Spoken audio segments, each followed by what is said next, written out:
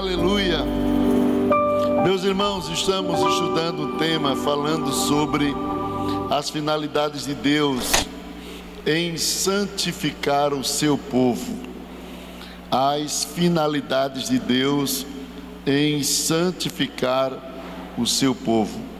Já definimos o que é santidade, santificação, à luz da etimologia da palavra, à luz da visão teológica. Estamos vendo a santificação dentro de um contexto doutrinário apresentado em vários pontos distintos, mostrando dentro desse contexto doutrinário que a santificação como um desejo do coração de Deus. O que é santificação? Diga, um desejo do coração de Deus. Segundo, o modelo de vida a ser imitado. Terceiro, o mandamento divino. Então, tudo isso aqui que eu estou citando, eu já falei a semana passada, a sexta-feira próxima passada. Depois falei aqui sobre, parei aqui nessa questão de um modelo de vida a ser imitado e de um mandamento divino. Santificação como um mandamento. Agora vem santificação como uma forma de expressar amor a Deus. Precisamos nos santificar como forma de expressar amor a Deus.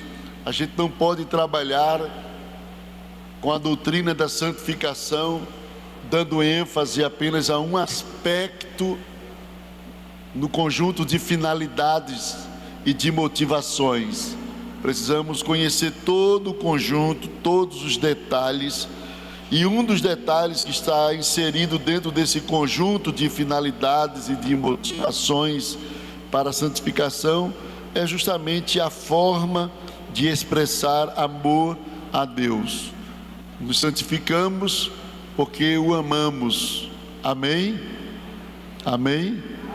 A gente procura ser santo e se santificar porque nós amamos ao Senhor.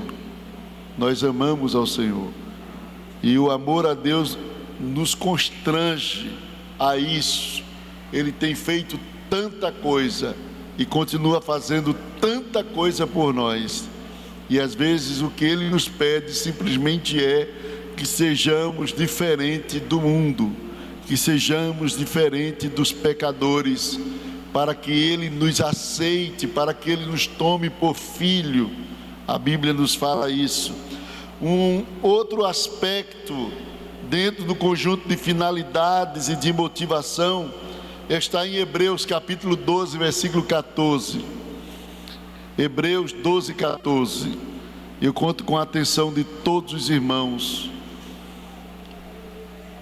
Ontem nós estávamos tendo uma aula ali na ETAD e falando sobre o culto.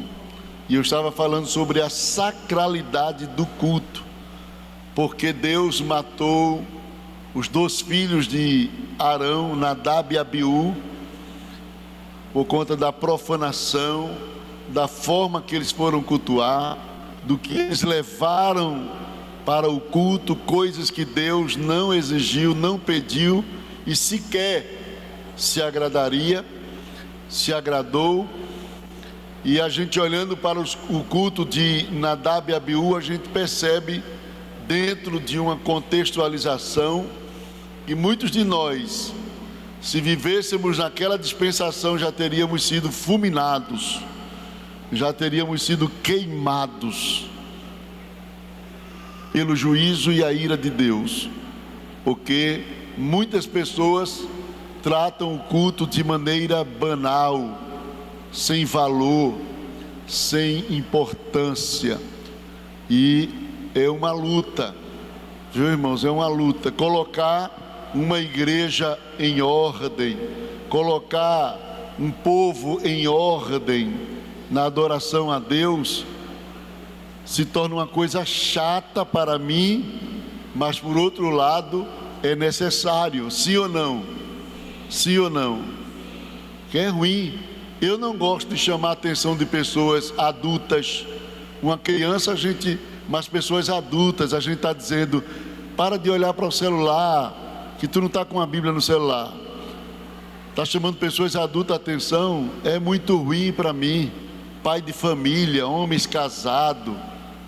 Mas eu preciso fazer isso, porque por zelo ao culto, a gente precisa às vezes constranger pessoa. O que foi que Jesus fez quando chegou no templo que estavam as coisas erradas? Dentro do templo, o que foi que Jesus fez? Pegou uma franela e foi alisar as pessoas. Foi o que ele fez. Pegou um chicote, entendeu? E a Bíblia diz que quando ele começou a meter o chicote, não nas pessoas, mas nas coisas que as pessoas levaram para desvirtuar, os discípulos lembraram do salmo que diz: o zelo da tua casa nos consome. Então é sério. Um pastor, um líder, ele precisa ter zelo. Eu tomei conta de jovens, e eu nunca deixei os jovens assentados sozinhos. Eu tomava conta, eu sentava com eles. 140 jovens. O rapaz que está fazendo isso aqui, ele era jovem no tempo que eu tomava conta lá do jovem. Pode perguntar a ele, irmão Fábio. Sei nem se ele está aqui hoje. Tá não, é que ele disse que ia vir hoje. Então, ele fazia parte lá. 140 jovens, dos piores que vocês imaginarem. Não era jovem bonzinho não. Era jovem traficante, maconheiro, bandido, que eu trouxe tudo para dentro da igreja para Jesus lapidar aquelas pecinhas boas. E muitas das vezes eu descia com eles dos morros, e eles emaconhados, literalmente emaconhados, que eu tirava ele do meio do povo que estava fumando maconha e descia com 2 homens lá. Eu parecia um policial que estava prendendo os camaradas, e empurrava ele dentro da igreja, colocava ele dentro da igreja. Então foi assim que eu comecei a criar aquela gente ali, que muitos deles hoje são presbítero, diácono, dirigente de campanha. Muitos desses jovens estão na igreja servindo, mas Deus sabe, deixei muitas das vezes Simone em casa, eu recém-casado, para levar eles para uma barragem, para tentar separar ele do tempo de abstinência das drogas, tirar ele das drogas. Passava a noite com eles, pescando, dormindo dentro de cabana.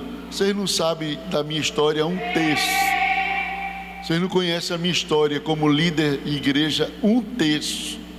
Vocês não sabem o quanto já sofri. Levava eles para dentro de casa para dar comida para eles, arrumava sapato, roupa, e enchia lá o terraço, ligava para eles: venham para cá procurar um sapato, uma roupa que dê para você. No dia da festa da campanha, se eles estiverem me assistindo, eles estão vendo o que eu estou dizendo aqui, eles sabem que é verdade. No dia da festa da campanha evangelizadora, eu saí procurando costureira em tudo que é lugar. Primeiro porque consegui o pano de graça, e depois saí conseguindo as costureiras para costurar de graça, para fazer terno para eles. E no dia da festa estavam todos eles de terno. Quem não tinha terno estava de gravata, de calça, camisa. Aqueles jovens que viviam tudo nas drogas, no crime, vendendo arma. Até o traficante, o chefão, eu ganhei ele para Jesus, trouxe ele para a igreja, porque toda vez que eu ia pregar, o povo dizia: fulano está aí, fulano chegou da Bahia, fulano não sei o quê. Eu fiquei tão apertado que eu disse: quem é fulano? Será o filho da catimbozeira tal? Aí eu fui na casa da catimbozeira: seu filho é assim, assim. Ela disse: é. Salve ele, pastor. Eu pensava que eu era pastor. Ela dizia: ô pastor, salve meu filho. Veja, a catimbozeira pedindo para eu salvar o filho dela. Eu disse: não, eu não salvo não, mas Jesus salva.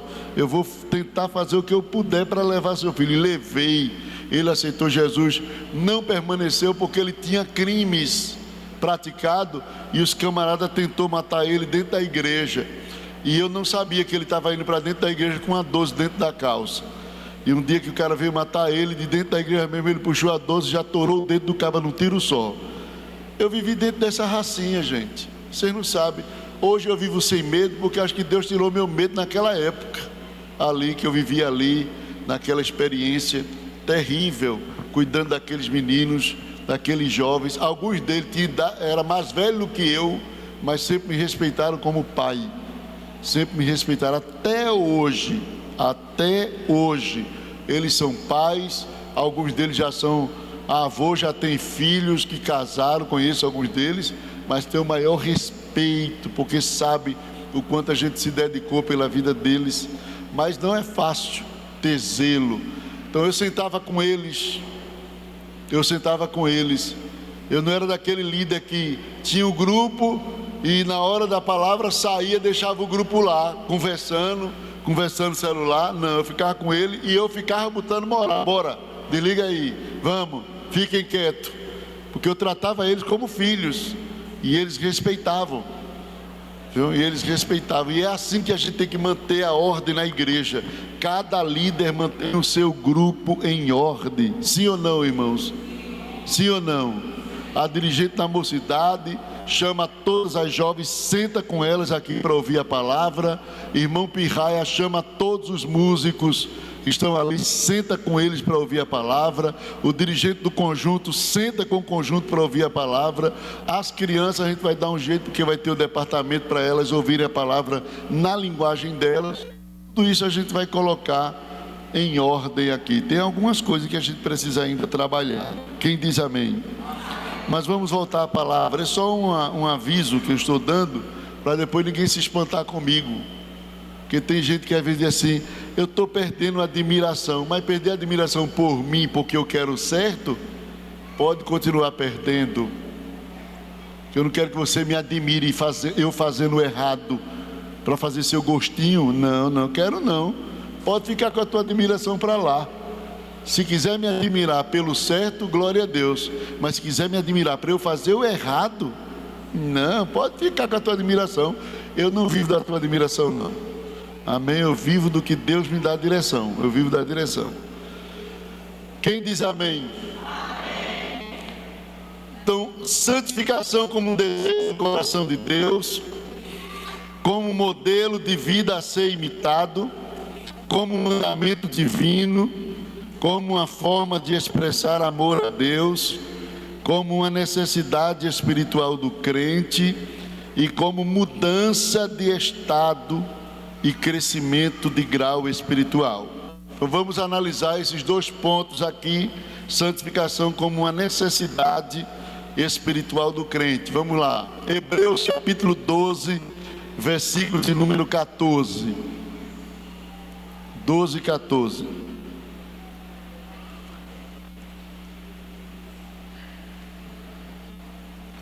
Diz assim, que versão é essa aí? A NA? Procurem viver em paz com todos e façam o quê? E busquem o quê?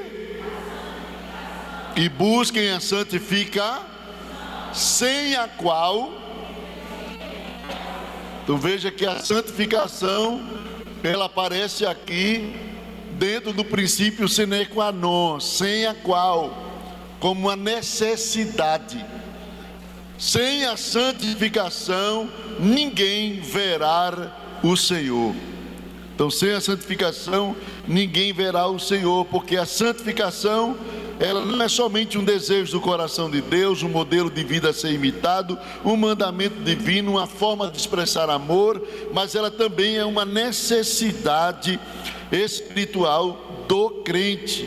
Então, seguir, como a Bíblia diz, significa buscar, ir atrás. Então, seguir a paz é ir atrás, busquem, faça por onde viver em paz. E depois ele diz, seguir a santificação, porque há uma conjunção ali, seguir a paz, mas também e a santificação, e busquem a santificação. E ele diz, sem a qual ninguém verá o Senhor. Então é impossível o homem desfrutar da permanente presença de Deus sem a santidade. O Salmo 24, versículo 3 ao 6, abra a Bíblia. Salmo 24, versículo 3 ao 6, diz assim: quem subirá? Quem ao monte do Senhor. Quem há de permanecer no seu santo lugar? Quem há de permanecer no seu santo lugar? Quem são estes? Aí ele diz: o que é limpo e puro que não entrega a sua alma ao quê? A sua alma à vaidade, à falsidade, ao que é enganoso, nem faz juramento com a intenção de enganar. Este receberá do Senhor a bênção e a justiça do Deus da sua salvação. Versículo 6. Esta é a geração dos que o buscam, dos que buscam a face do Deus de Jacó. Então percebam que o salmista está identificando um povo diferente, uma geração com coração inclinado para Deus, um povo que tem um coração inclinado para o Senhor, um povo que busca estar na presença, viver na presença, usufruir da presença. Ele parte do princípio de santidade, como diz o versículo de número 3. E aquele que vai a partir do princípio de santidade, ele revela isso através das suas obras, através das suas intenções. Diz assim: quem subirá ao monte do Senhor? Quem no seu lugar santo? Então veja, a partir da santidade. Aí o versículo 4 diz que essa santidade, esse interesse é revelado justamente nas obras. O que é limpo, não. Santidade no agir, puro de coração, santidade nas intenções, que não entrega a sua alma à vaidade, santidade nos desejos, nos sonhos, nas apreciações, nem faz juramento com a intenção de enganar, santidade nos contratos, santidade na fala. Então veja que a Bíblia está mostrando que a santidade é justamente o valor, a base de uma vida íntima com Deus. E o escritor da carta aos Hebreus, ele disse: sem a santificação ninguém, ele não disse alguns, ele disse ninguém verá o Senhor. Depois eu vou falar um pouco sobre essa natureza da santificação, mas por enquanto estou falando de forma genérica a palavra santificação. Em sexto lugar, santificação como mudança de estado e crescimento de grau espiritual. Vamos lá, Filipenses capítulo 1, versículo 6. Filipenses capítulo 1, versículo 6. É muito importante que vocês entendam o que eu vou dizer aqui agora, para poder compreender a doutrina da santificação. 1:6 diz: estou certo,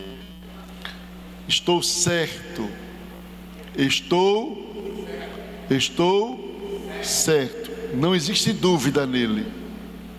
Ele está falando de que tem convicção do que vai falar. Tenho convicção de que aquele que começou a boa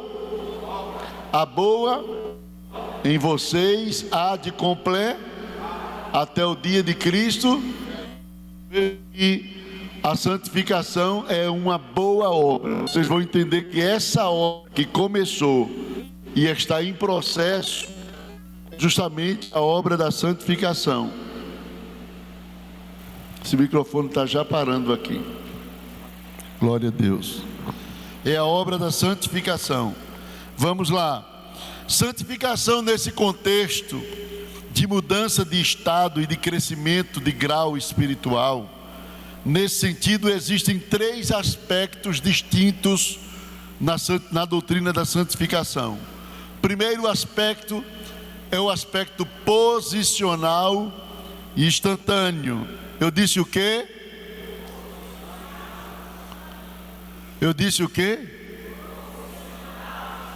Posicional e instantâneo. A santificação relacionada à posição e uma experiência instantânea, imediata.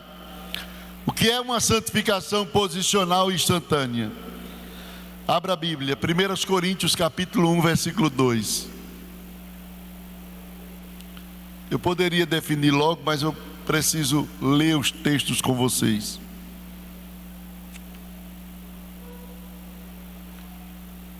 Primeiros Coríntios, capítulo 1, versículo 2. A igreja de Deus, que está onde? A quem? Aos santificados em Cristo, chamados para o quê? Preste atenção. Veja o que é que Paulo está dizendo.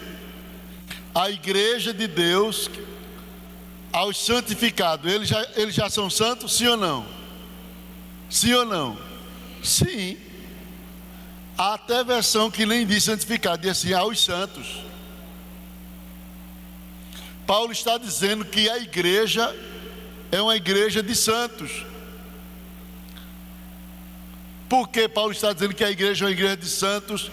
Se essa mesma igreja que ele chama de igreja de santos, ele diz assim: há entre vós os naturais, os carnais e os espirituais. Mas na saudação, ele coloca todos dentro de um só bojo, de um só kit, de um só grupo. E ele chama a igreja de Deus que está em Coríntios aos santos. Que tipo de santidade é essa que ele já está definindo que a igreja é santa? A santificação posicional. É a santidade posicional. O que é a santidade posicional? É que antes de você ser crente, você estava no lamaçal do pecado, todo tipo de pecado, que eu não vou colocar só pecado de natureza sexual, nos jogos, na cachaça, na imoralidade, na mentira. É assim ou não é? No roubo, no engano, na falsidade, na hipocrisia. Antes de ser crente, a pessoa estava vivendo naquele ambiente.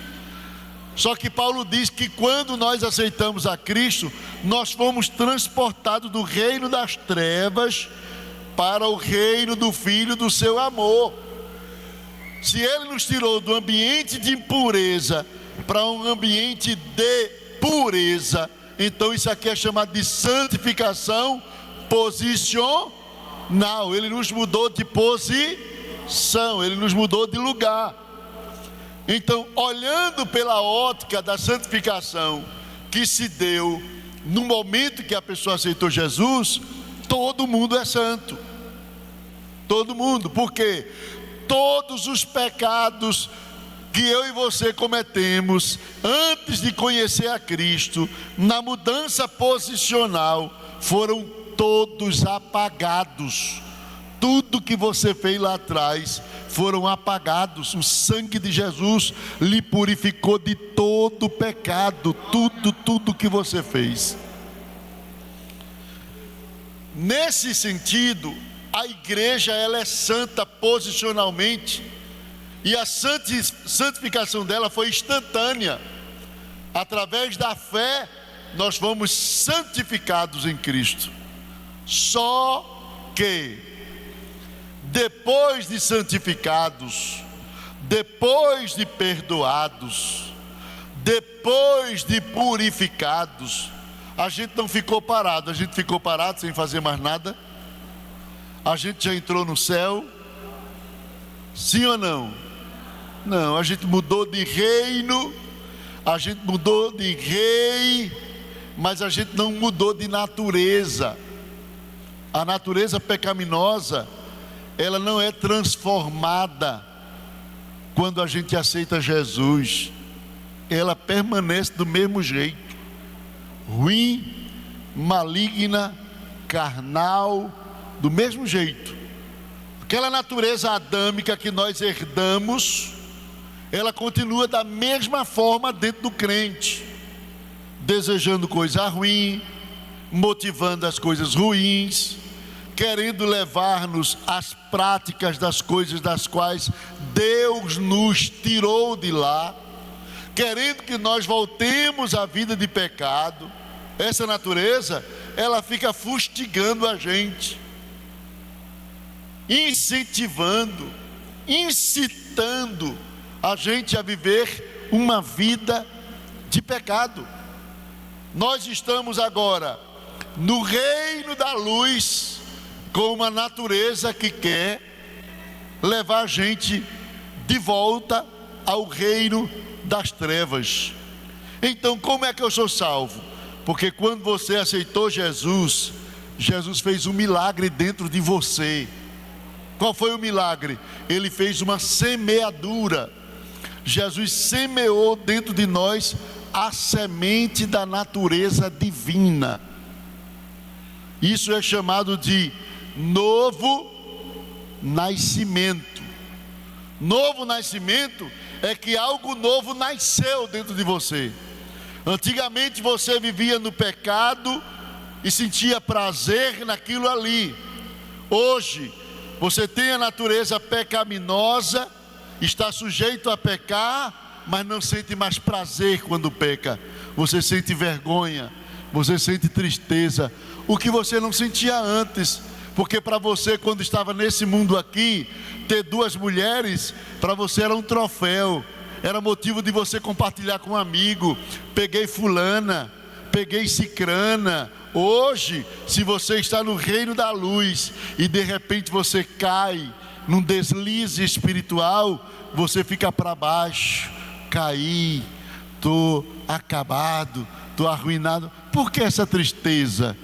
Por que esse sentimento que você não tinha quando estava lá? Lá você jubilava. Lá, quando você pecava, você se sentia como se fosse o bambambam da sexualidade, o rei do sexo. Quando você bebia, era o rei lá da cachaça. Aqui, quando uma pessoa cai, desliza e comete um pecado que cometeu lá antes, ele fica para baixo. Sabe por quê? Porque você tem dentro de você a natureza divina que foi implantada. Essa natureza divina, ela é uma semente da natureza de Deus, que precisa ser alimentada, regada, cultivada pela palavra, pelo ensino, pelos louvores. À medida que você ora todo dia, você está adubando essa semente que Deus plantou. À medida que você lê a Bíblia todo dia, você está ali trabalhando nessa semente. Sabe o que essa semente vai fazer?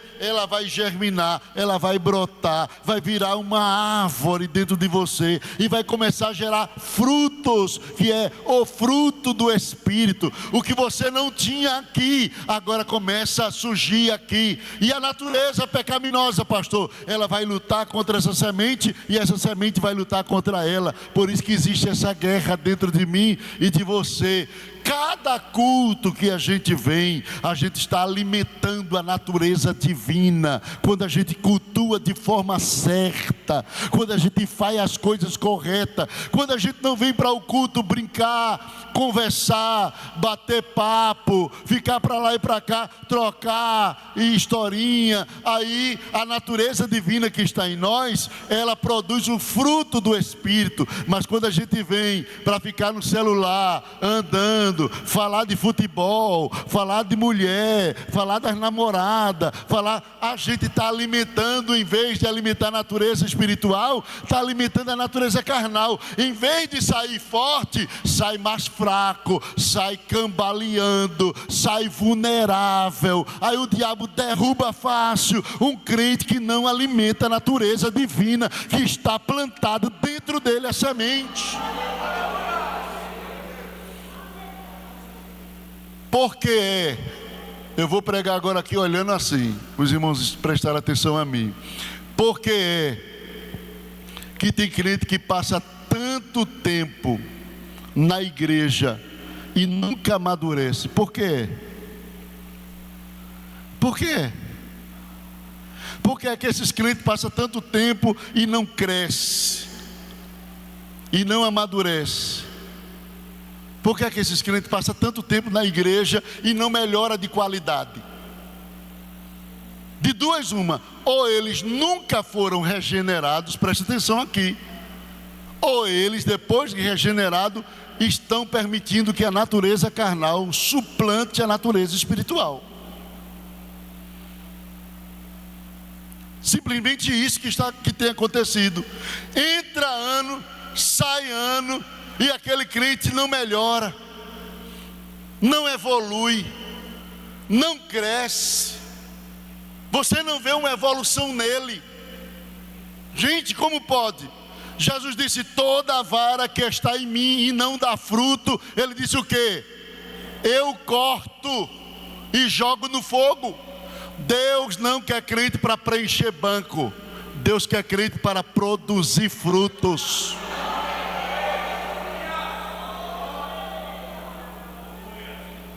Amém? Deus não quer crente para preencher banco. Sabe o que é que Deus quer? Deus prefere que não tenha ninguém aqui dentro do que os que venham para aqui dentro não venham com a motivação certa. É o que ele diz no livro de Malaquias. Porque o povo vinha religiosamente oferecer sacrifício para ele, mas não vinha oferecer o que ele queria. Aí Deus diz: quem me dera que tivesse um porteiro que fechasse as portas para que ninguém entrasse nessa casa para estar me oferecendo culto a mim. E Deus rejeitando. Deus preferia a casa vazia do que uma casa cheia, sem as pessoas estarem com as motivações certas. Coisa mais séria do que o que a gente pensa. Então a santificação posicional é justamente quando Deus muda a gente da posição, tirando das trevas, transportando para a luz e apagando tudo que a gente tinha cometido aqui, trazendo uma vida limpa, ficha limpa. Agora, depois que a gente é santificado instantaneamente, a natureza carnal permanece em nós. E aquilo que era regra passa a ser possibilidade. Diga: aquilo que era regra passa a ser uma possibilidade. Abra a Bíblia, 1 de João capítulo 2, versículo 1. Hoje na nossa vida o pecado não pode ser um hábito. Na nossa vida, o pecado não pode ser uma regra, uma frequência. Eu não posso estar habituado em fazer algo pecaminoso. Pode ser um acidente, pode ser um deslize, pode ser uma falta no momento de fraqueza, mas não um hábito. Toda vez eu faço aquilo, preste atenção. No dia que o pecado for um hábito na minha vida, significa que eu não estou liberto. Eu ainda estou preso nele. Veja o que aqui João diz. Capítulo 2 de 1 de João. Filhinhos, o quê? Sim. Filhinhos, escrevo essas coisas para que vocês não... A regra, não pequem. Quando ele diz assim, não pequem, é que nós temos o poder de evitar o pecado por causa da natureza divina. Para que vocês não pequem. Mas se alguém, se alguém pecar, veja que o pecado é um se.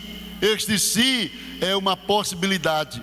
O fato de nós termos sido transportados do reino das trevas para o reino da luz e santificados, não significa que estamos dentro de uma dimensão de infalibilidade. Não. Ser santo no contexto prático da palavra não é ser infalível. Ser santo é ser purificado dos seus pecados. Isso é ser santo. Por isso que a igreja em Corinto era uma igreja santa, porque já havia sido purificadas do seu pecado, limpados do seu pecado. E se santificar é uma experiência prática de purificação. Por isso que ele está dizendo que o pecado é uma possibilidade. Quem pede perdão a Deus todos os dias, levante a mão. E não venha com hipocrisia dizer assim: eu não me lembro do que eu fiz. Pecou só porque não lembrou. Porque faz as coisas e ainda dá uma de cínico, né? Para aí, mas você não já é santo? E como é que todo dia você peca? Porque dentro de você tem uma natureza pecaminosa que luta contra a natureza divina que quer que você seja santo. E essa guerra, pastor, quando é que vai parar? Só quando Jesus voltar, meu filho. É a notícia boa que eu tenho para te dar, é que essa guerra só vai parar quando Jesus voltar. Porque foi o que Paulo disse: aquele que em vós começou a boa obra, aperfeiçoará até o dia de Jesus Cristo. Então daqui para lá é guerra. Guerras externas e internas. Para de fantasia. Para de pensar que ser crente é viver uma vida de infalibilidade. E eu não estou incentivando ninguém a pecar. Eu só quero conscientizar você da realidade, das possibilidades de pecar, para você não ficar olhando para mim e achar que eu sou um JJ, né? Um Jeová Júnior. Não, eu sou igual a você. Sinto tentações, tenho fraquezas, cometo deslizes, cometo erro, peço perdão a Deus todo dia pelo que eu fiz, pelo que eu não fiz, pelo que me lembro, pelo que eu não me lembro. Porque eu vivo nesse mesmo conflito, nesse mesmo campo de batalha que você vive. Agora, e por que o Senhor não se entrega logo para o pecado? Porque eu decidi lutar com Cristo que está comigo aqui. Eu não vou me entregar mais àquele patrão ruim que me fazia de um escravo. Eu agora estou diante de um novo patrão, que ele não me faz de escravo apenas. Ele diz: tu é meu servo, mas não vou te tratar como servo, porque o servo não sabe o que faz o seu senhor. Vem para cá que eu te trato como amigo. Tu vai ser mais do que servo, tu vai ser meu amigo. Aí parece que quando tudo está ficando bom, ser amigo, ele diz: meu filho. Aí me trata como filho. Aleluia, aleluia. Mas as guerras existem dentro de mim. A gente viveu muito tempo, irmãos, com pessoas que ensinavam a igreja como se eles fossem semideuses. A gente viveu muito tempo com certas pessoas batendo na igreja, ensinando uma santidade absoluta. Na vida de um crente não existe aqui, nesse momento, santidade absoluta. Existe santificação, processo de santificação. O crente foi santo por ser tirado do mundo de pecado, das trevas, do lamaçal, e ele agora está sendo santificado. Nós estamos sendo santificado. Quer ver um exemplo prático aqui, no sentido do oleiro? O oleiro, quando ele vai fazer o barro ou o vaso, ele pega o barro bruto, cheio de pedra, é ou não é? Ele cava e tira daquele lugar e leva para dentro da olaria.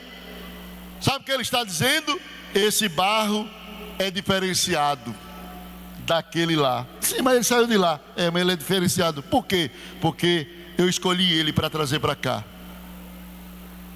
O que está dentro da olaria está escolhido. Deus tirou de lá, está aqui dentro. Ele já foi santificado porque saiu do lugar, mas ele ainda está cheio de pedra. Aí o oleiro coloca ele em cima das rodas, da roda, e começa ali, olha, com o pé girando no modo antigo, que hoje é tudo elétrico, automatizado. Mas no modo antigo, girava com o pé, enquanto a roda de cima, onde estava o barro, gira, ele vai molhando, sentindo as pedras e limpando. Depois que ele limpa o barro todinho, aí ele vai dando forma. Depois que ele dá forma, aí ele vai e tira dali e coloca no lugar para enxugar. Depois que o barro está enxuto, ele coloca no fogo para apurar, queimar. Depois que ele queima, aí ele coloca numa prateleira para pintar. Depois que ele pinta, ele coloca no lugar para vender. E depois que se vende, coloca no lugar para ornamentar. Isso é um processo. Isso é um processo. Deus está fazendo a mesma coisa com a gente. Deus tirou a gente de um monte de barro podre, trouxe para dentro da olaria. Ele está lapidando a gente. Está tirando as coisas ruins e está dando forma. E é assim que Deus vai fazendo. Depois, Deus coloca a gente por um tempo, através do fogo do Espírito Santo, para ser queimado. Ali o Espírito Santo vai queimando a gente. Quando a gente está todo queimadinho, Ele vai dando um brilho com os dons espirituais, ornamentando.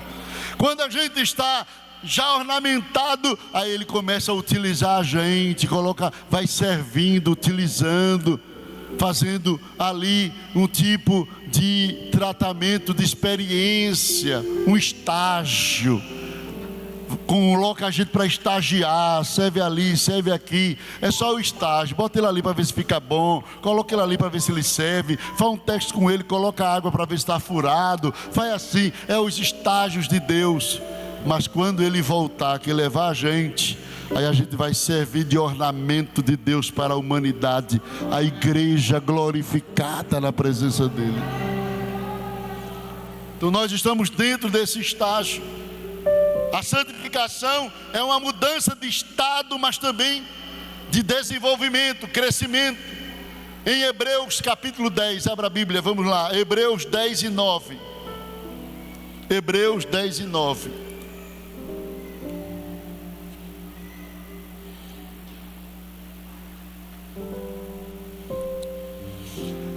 Num segundo momento acrescentou: eis, aqui estou para fazer, ó Deus, a tua. Ele fez o quê? Ele remove o primeiro para estabelecer o quê? Versículo 10. Nessa vontade é que temos sido o quê? Nessa vontade é que temos sido o quê? Mediante a oferta do corpo de uma vez por. Então em Cristo, de uma vez por toda, nós fomos, no sacrifício que Ele fez de uma vez por toda, nós fomos santificados. Versículo 14, 10 e 14, vamos lá. Porque com uma única oferta, Ele fez o quê? Aperfeiçoou para sempre os que estão sendo o quê? Para Ele são perfeitos, mas também estão sendo o quê? Veja, são perfeitos porque já foram santificados posicionalmente, mas são imperfeitos, estão num processo porque estão sendo purificados. Veja que nesse texto nós temos as duas operações. De uma única oferta aperfeiçoou para sempre os que estão sendo santificados. Então nós, na ótica de Deus, já estamos aperfeiçoados posicionalmente, progressivamente estamos sendo aperfeiçoados. Posicionalmente já estamos, progressivamente estamos sendo. Se eu me fiz entender, digam amém. Então nós estamos sendo aperfeiçoados, sendo santificados, crescendo. Agora, dentro desse contexto, significa que tem crente na igreja que é mais santo do que outro. Dentro da visão da santificação progressiva, tem crente que é mais santo do que outro. Agora preste atenção, sabe qual é o bom disso? É que a gente não sabe quem é mais santo do que outro. A gente não enxerga o nosso grau. Só quem sabe é Deus. Por isso que eu já estou dizendo, nem se amostre muito, que Deus é quem sabe qual é o teu grau. Sim ou não? Sim ou não? Agora, por que a gente não sabe? Porque eu conheço vocês por fora e por dentro. Quem é que conhece? E se a gente for fazer uma aferição por fora, rapaz, esse menino aqui é santo demais. Aí Deus olha por dentro, para tu. Rapaz, esse obreiro aqui pense no homem santo. E Deus dizendo, só se for para tu, porque para mim tem tanta coisa para tirar. Rapaz, esse pastor aí é quase Jesusinho. Só se for para tu. Aí Deus está dizendo, só se for para tu, porque para mim tem tanta coisa para eu tirar dele ainda. Então, pare de pensar que você está num grau superior. Apenas vá procurando melhorar cada vez mais o seu grau. Amém? Como é que eu sei que eu estou melhorando o meu grau? É simples. Se você é um crente mentiroso, pare de mentir. Se você é um crente fofoqueiro, pare de fofocar. Já melhorou um grauzinho na língua. Se você é um crente enrolão que compra fiado e não paga, pare de fazer isso, seja honesto, já melhorou. Sim ou não, irmãos? Se você é um crente falso, aquele crente de duas caras, na frente das pessoas, Corminho, meu amigo, quando sai, virou coxinha, carniça. Pare de fazer isso. Porque não precisa ninguém dizer onde você precisa melhorar. Você sabe qual é a área que o diabo está vencendo em você. E você precisa correr diante de Deus e pedir para Ele lhe ajudar a melhorar naquela área.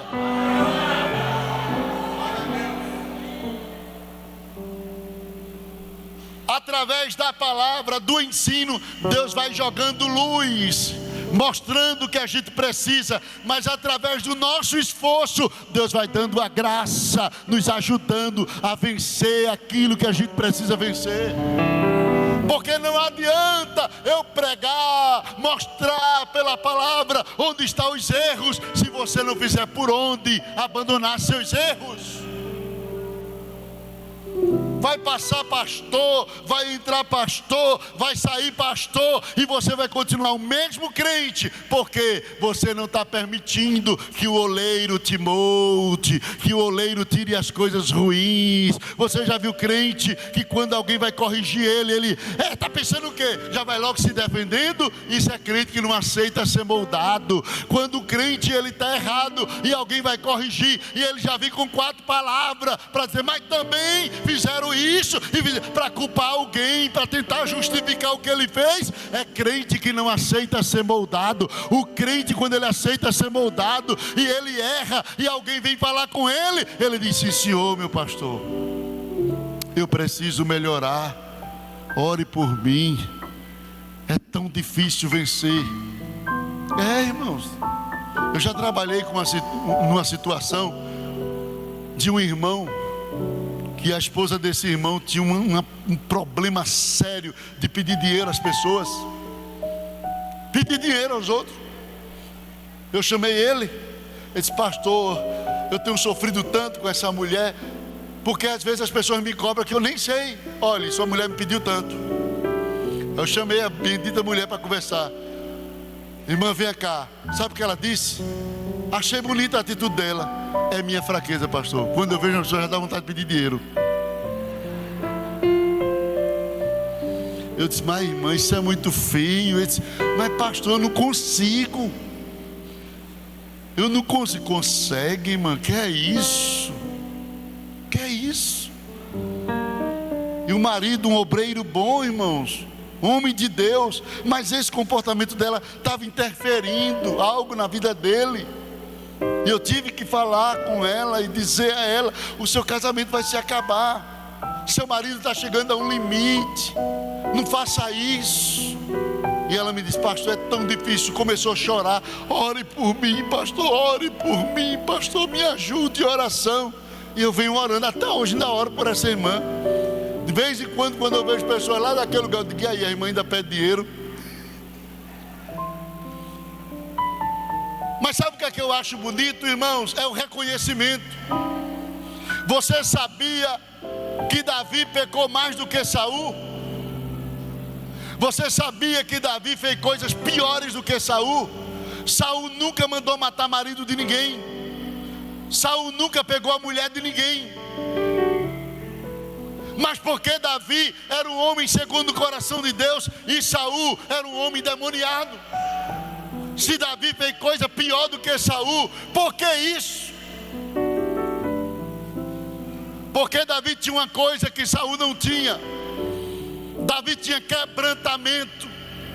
Toda vez que Deus ia repreender Saul, Saul tinha uma palavra para se defender. Ah, mas foi o povo. É porque tu demorou, Samuel, e o povo me pressionou. Ele queria sempre justificar o pecado.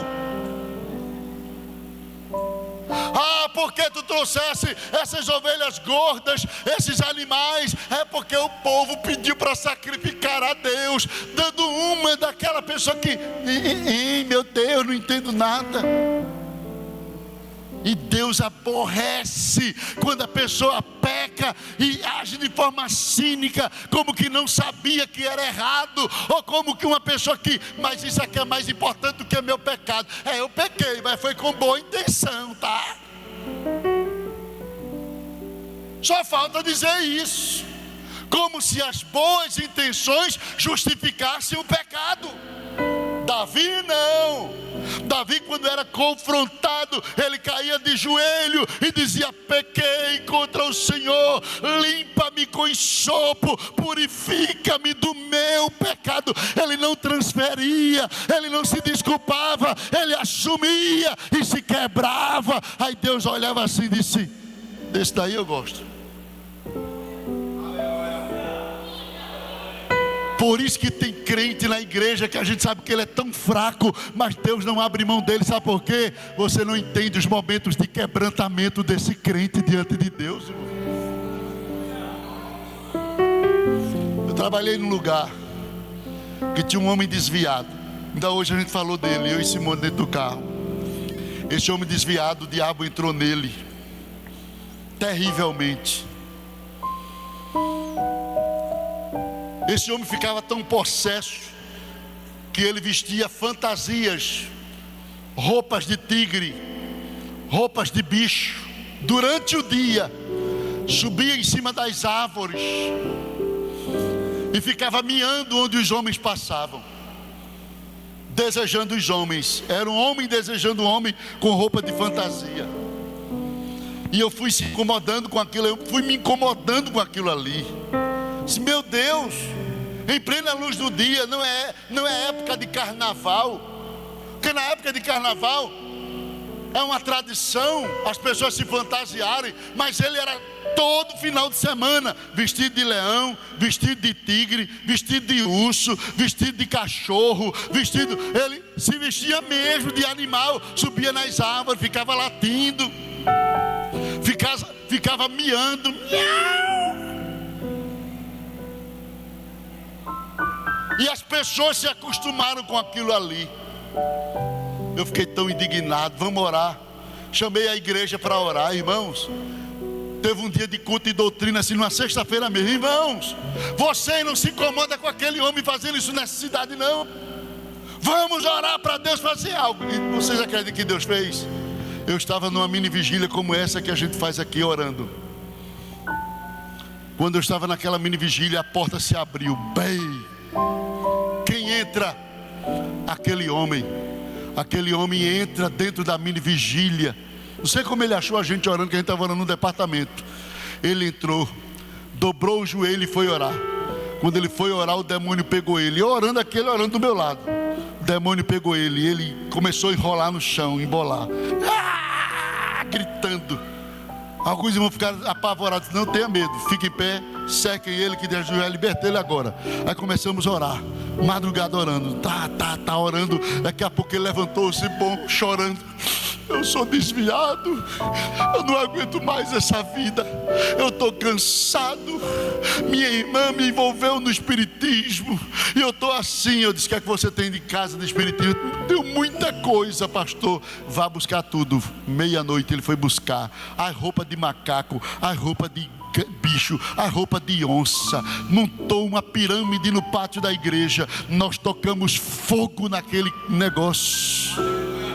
era a gente tocando fogo e ele derramando em lágrimas. Venha para o culto sexta-feira. Ele veio para o culto sexta, ele veio para o culto no domingo, ele veio para a escola dominical, ele começou a vir para o culto. Os irmãos começaram a receber ele, a atender ele. Irmãos, teve um dia que ele caiu na fraqueza e eu procurei, cadê ele? Não está mais. Aí disseram, ele caiu de novo, pastor. Eu disse, vá lá, diga a ele que eu quero que ele volte. E quando os irmãos foram, eles disseram, eu vou voltar, eu não consigo mais ficar aqui. Aí eu passei por ele, ele estava não mais com fantasia, que eu queimei todas as fantasias dele, mas ele estava na beira perto de um bar. Eu disse, vá para a igreja, viu? Seu lugar é na igreja. Ele disse, eu vou. Eu fui em casa. Quando eu voltei, irmãos, eu nunca vi um negócio daquele. Aquele homem estava de joelhos chorando, que eu nunca vi. Eu não conseguia orar, eu só chorava, porque aquele homem gemia diante de Deus, gritava em plena igreja, Deus, tu sabes que eu te amo, Deus.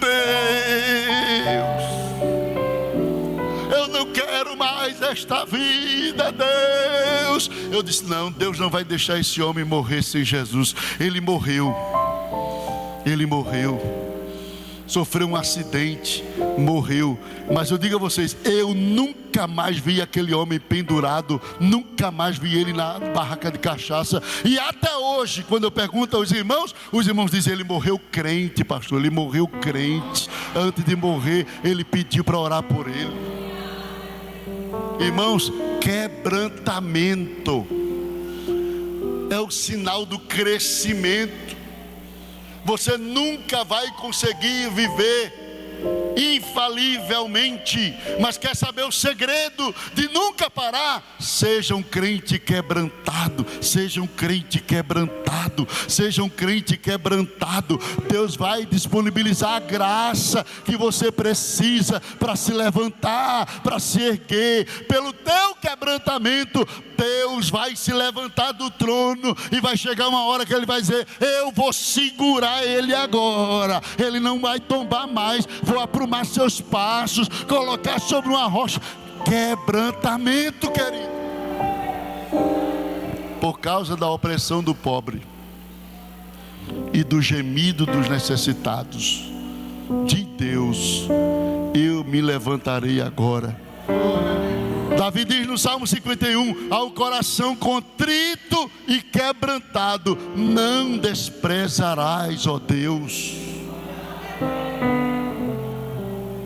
Deus não despreza um crente quebrantado. Deus não despreza. Quer ver uma coisa que Deus abomina? Crente orgulhoso, que erra e quer fazer de conta que não errou nada. Olha, irmão, isso daí deixa Deus irado. Mas quando o crente ele é quebrantado, ele é aquele crente que se derrama, que assume diante de Deus, porque Deus sabe quem você é, sabe ou não sabe? Deus sabe que você é falho, sabe ou não sabe? Mas sabe uma coisa que Deus não quer? É um falho amostrado. Deus já sabe que o cara é falho, o cara ainda é amostrado. Dá uma de besta, orgulhoso, como se não fosse falho. Não, faça isso não. Se quebrante, se derrame, grite na presença dEle, peça ajuda, clame. Você vai ver se Deus não vai mover os céus para fazer aquilo que você não pode fazer. Fica em pé. Os gemidos que palavras não podem explicar, Ele leva ao Pai as minhas intercessões. Quando dobro os meus joelhos em meio às tribulações, Ele ouve o gemido do meu coração. Ó Jesus, a Ti confesso, diga, não dá pra viver sem sentir a Tua presença no meu ser. Sou eterno dependente, ser humano tão carente, estou de novo aqui e quero teu poder. Isso, foca no céu. Faz uma declaração para Ele. Jesus, eu tenho que chorar, te servirei, porque comigo estarás. Sofrer contigo é bem melhor do que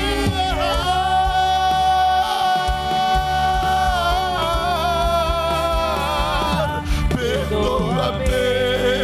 Perdoa-me, porque às vezes não consigo nem falar.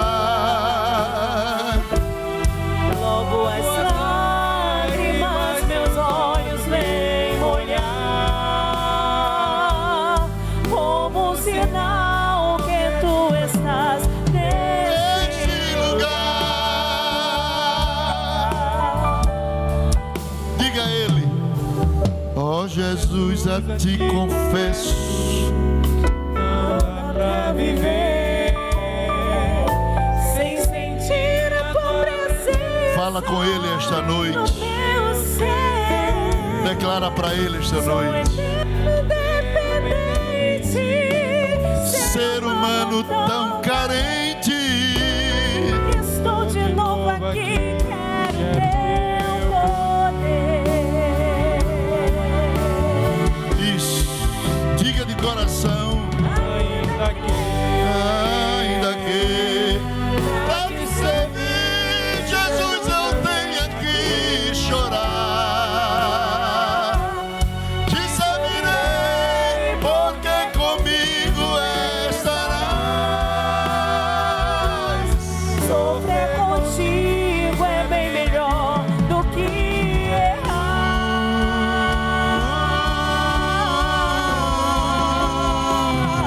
Perdoa-me, Porque às vezes não consigo nem falar. Logo as lágrimas meus olhos vêm molhar, como um sinal que tu estás neste lugar. segura aí os músicos, segura aí. Só a igreja, fecha os olhos. Ainda que cante. Pra te servir, Jesus, eu tenho que chorar. Te servirei, porque comigo estarás. É só você e Deus aqui agora. Sofrer contigo é bem melhor do que errar. Diga: perdoa-me,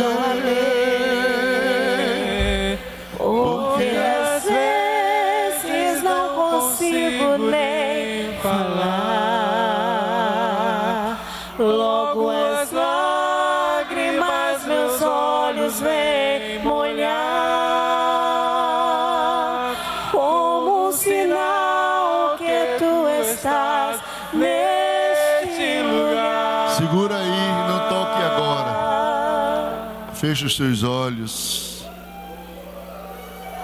Você fez uma declaração para Deus.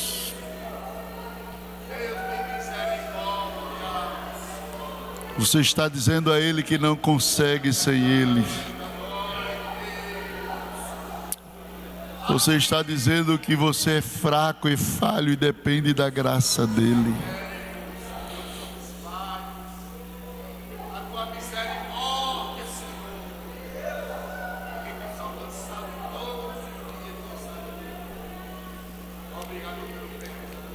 Escute Deus falar ao seu coração. Escute Ele ministrar ao seu coração a graça, o perdão.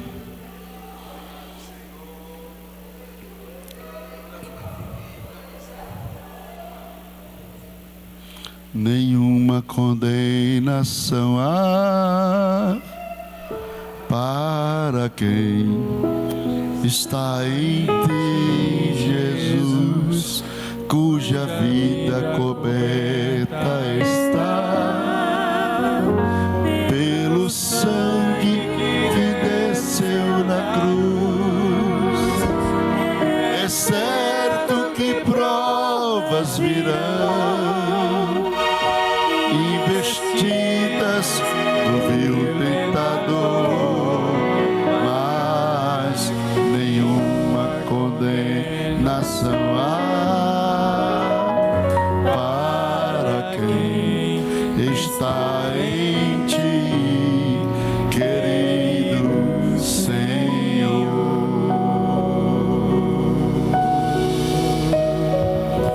Portanto agora,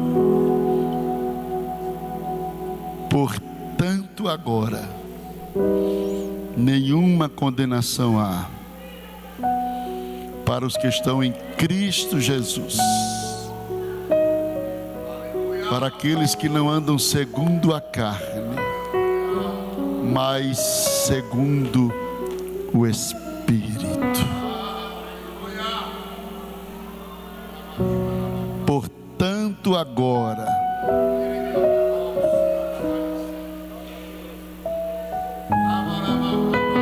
Durabacalamachura lamanagas, Durabacalamachura lamanagas.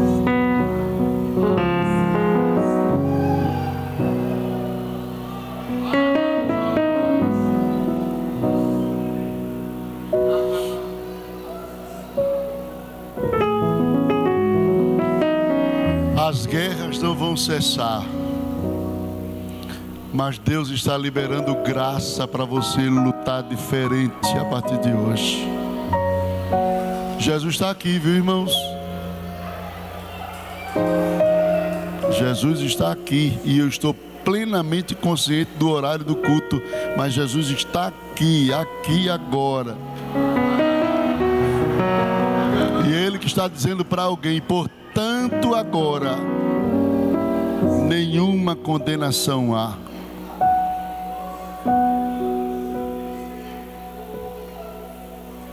Eu queria que vocês fossem boca de Deus aqui agora para dizer a alguém que está do seu lado. Diga a essa pessoa, diga assim: você está perdoado. Diga: você está perdoado. Satanás não tem poder sobre a tua vida, porque o sangue de Jesus Cristo te purificou de todo pecado. Olha, irmão, Deus está libertando alguém aqui esta noite de um peso aqui.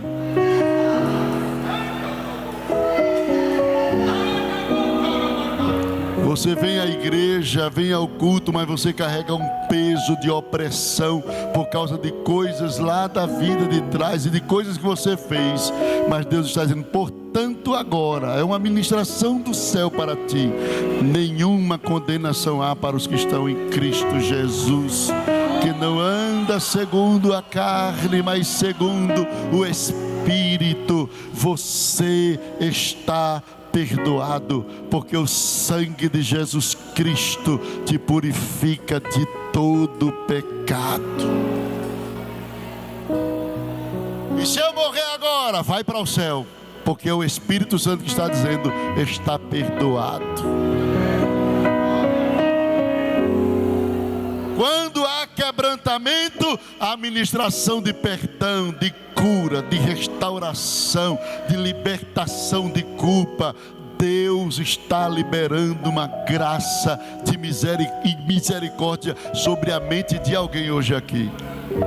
Depois, se Ele quiser, a gente vai tomar ciência. Mas hoje aqui, alguém está sendo liberto de um peso que o diabo vem lhe oprimindo.